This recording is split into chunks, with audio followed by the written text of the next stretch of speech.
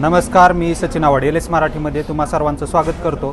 आता आपल्यासोबत आमदार सदाभाऊ खोत हे आहे। कर्जमाफी जी आहे ती शासनाकडून जाहीर करण्यात आलेली आहे। या कर्जमाफीमध्ये अनेक शेतकऱ्यांची नावे जी आहेत ती आलेली नाहीत। या बाबतीत तुमचं काय मत आहे? नाही, कर्जमाफीच्या ज्या याद्या आहेत त्या विकास सोसायटी, जिल्हा मध्यवर्ती बँका आणि नॅशनलाइज बँका यांनी त्या याद्या अपलोड करायच्या आहेत आणि ज्यावेळी त्या याद्या फायनल झाल्यानंतर प्रसिद्धीसाठी ग्रामपंचायतच्या त्या ठिकाणी त्या प्रसिद्ध करायच्या आहेत की जेणेकरून लोकांना त्या याद्या पाहता येतील। ज्या शेतकरी पात्र आहेत परंतु त्यांची नावं आली नाहीत अशा शेतकऱ्यांना मी आव्हान करेन की शेतकरी चळवळीतले कार्यकर्ते वेगवेगळ्या ठिकाणी काम करत आहेत, तुम्ही त्यांच्याशी संपर्क साधा आणि आम्ही त्याचा शासनाच्या पातळीवरती निश्चितपणाने पाठपुरावा करू।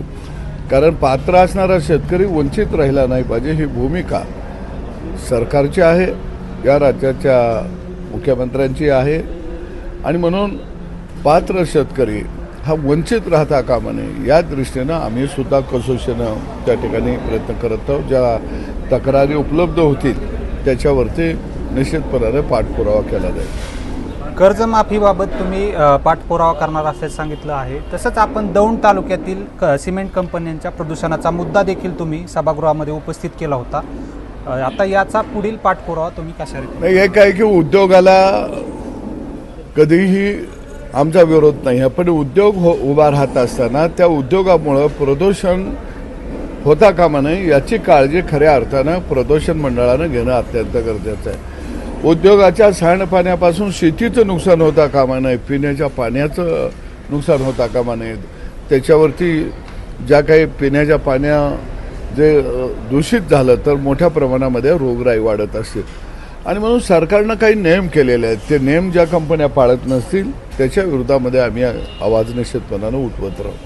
आपण जर पाहिलं तर या भागामध्ये अनेक नवीन कंपन्या देखील सध्या जमीन अधिग्रहण जे आहेत ते करीत आहेत आणि अशा पार्श्वभूमीवर शेतकरी आणि कंपन्यांचे व्यक्ती यांमध्ये संघर्ष देखील होतो। काय आहे की कंपन्यांना जागा शेवटी शेतकरी देत असतो। कंपनी कधी येते? जागा मिळाल्यानंतरच येते, जागा नाही मिळाला तर कंपनी येईल कशी?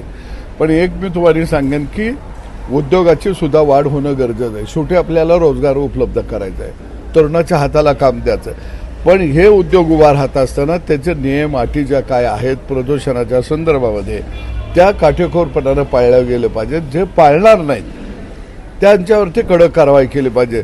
टायरपासून ऑइल निर्माण करण्याची एक कंपनी सटाणा तालुक्यामध्ये आली, त्या ठिकाणी तिने हायकोर्टमध्ये जाऊन ती कंपनी बंद केली, ती हायकोर्टमधून तिने परवानगी आणली, पण आम्ही तीव्र आंदोलन केलं। हायकोर्टानं सुरू करायला सांगितलं असताना आम्ही तीव्र आंदोलन केलं, कंपनीला घेरावा दिला आणि कंपनी आम्ही बंद केली।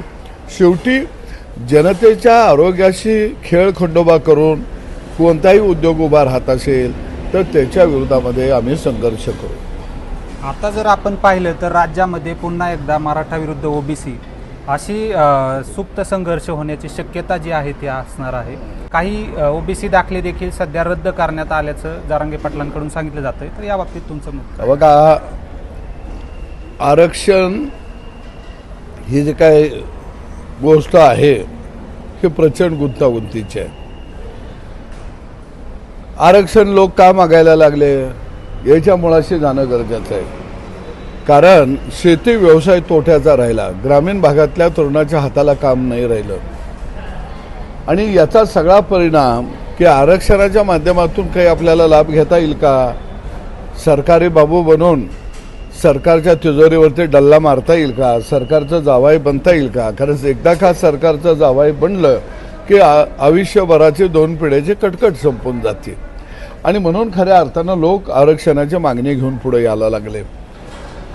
आरक्षणानं एखाद्या समाजाला 100% आरक्षण दिलं म्हणून त्याचं भलं होणार आहे का? नाही होणार।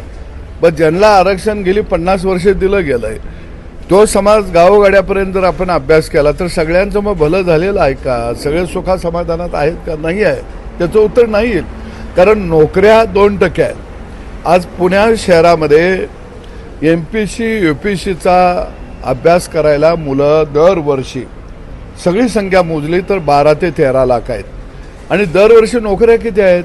MPC UPCचा जर आपण सर्वे केला पुण्यामध्ये तर 10,000च्या वर नोकऱ्या नाहीत. मग 10,000 नोकऱ्या 15 लाख बेकार करायचे त्याच्यासाठी, आणि ती पोरं 5-5 वर्ष 10-10 वर्ष पुण्यामध्ये राहतात आणि पुन्हा नाही त्याला नोकरी मिळाली तर त्याचं तारुण्य करपून जातं ना.